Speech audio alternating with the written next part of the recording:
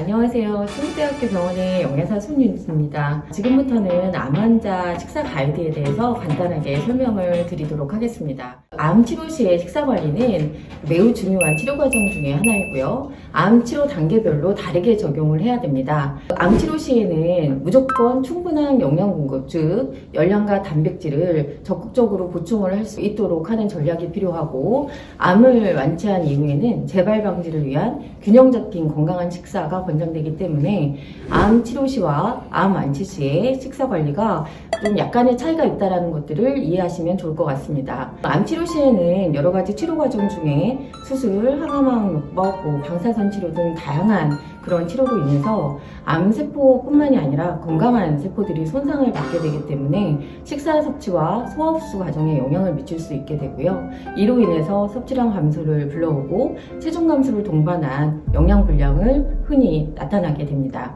영양 불량은 암에 대한 저항력을 떨어뜨릴 뿐만이 아니라 여러 가지 이제 치료 효과를 저하시킨다든지 그 감염에도 쉽게 노출될 수 있게 하기 때문에 암 치료 시의 영양 관리는 충분한 영양 공급을 하도록 하는 것이 매우 중요하다라고 이해하시면 좋을 것 같습니다. 그러나 이제 치료 과정 중에 여러 가지 부작용으로 인해서 식사 섭취량이 굉장히 적은 경우가 많기 때문에 이 시기에는 적은 양으로도 밀도 높은 영양 공급을 하는 조리법을 선택해서 섭취하는 것이 매우 유리한데요.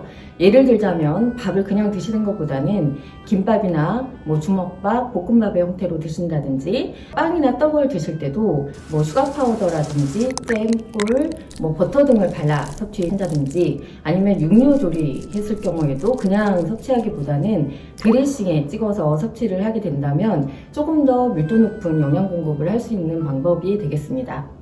간혹 암 환자분들 중에서는 단백질 섭취가 암에 좋지 않다라고 생각을 하시면서 고기 섭취를 기피하는 그런 부분들이 있는데 매우 잘못된 생각입니다. 단백질은 스스로 상체 회복이나 전신 회복, 면역력 증강에 매우 중요한 성분이기 때문에 암 치료 시에는 단위 체중당 1.2에서 1.5g에 해당되는 충분한 단백질 섭취가 매우 필요합니다. 예를 들자면 체중이 60kg인 암 환자일 경우에 하루에 필요한 단백질 양은 72g에서 한 90g 정도가 산출이 되며, 이를 충족하기 위해서는 매끼 2단위에서 3단위에 해당되는 어육유분의 섭취가 권장이 됩니다.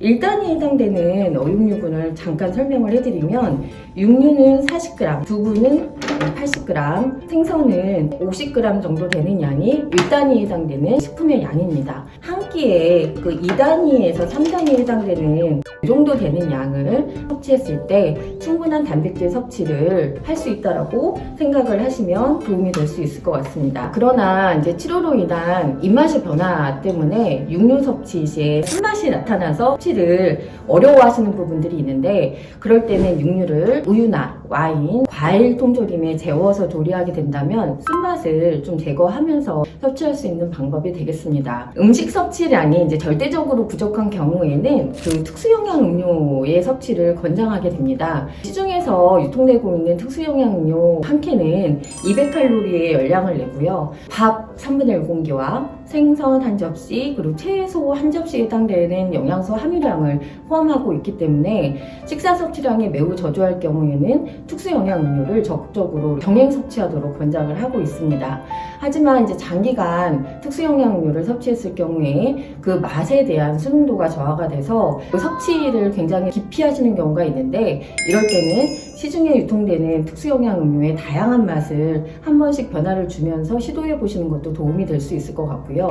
그리고 과일이나 과일 통조림, 단호박, 고구마 같은 식재료들을 섞어서 주스의 형태로 만들어서 섭취하신다면 훨씬 더 섭취하시기가 용이하실 수 있을 것 같습니다. 이처럼 암 치료 시에는 충분한 영양 공급을 통해 암을 극복할 수 있는 식이요법이 매우 중요한 시기이고요.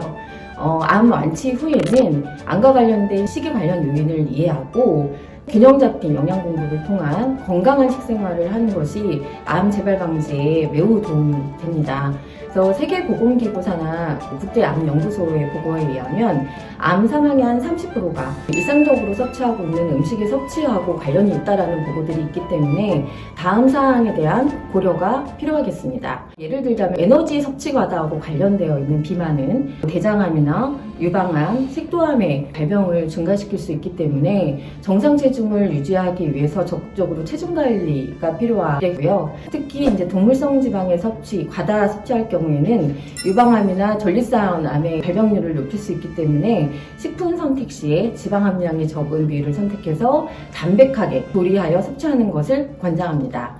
육류나 생선 조리 시에 고온으로 굽거나 튀기는 경우에 암을 유발하는 발암물질을 발생시키기 때문에 굽는 조리법보다는 삶거나 찌는 방법으로 조리하는 것을 권장드리고요. 다양한 채소와 곁들여 섭취할 수 있는 샤브샤브라든지 밀푀유나베, 수육의 형태로 섭취하는 것을 추천드립니다. 또한 짜게 섭취했을 경우에 위암의 위험률을 높일 수 있기 때문에 싱겁게 섭취하고요.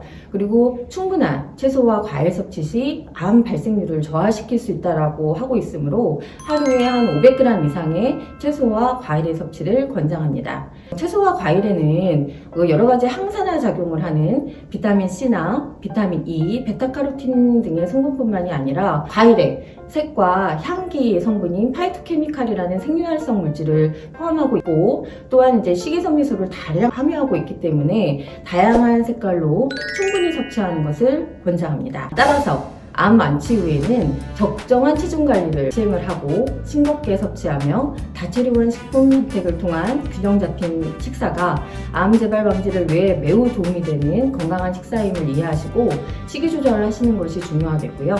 암 환자 혼자 하기보다는 가족 모두가 함께해서 지속 가능한다면 암의 재발을 충분히 막을 수 있을 것으로 생각됩니다. 암 환자분들 파이팅 하시기 바랍니다. 감사합니다.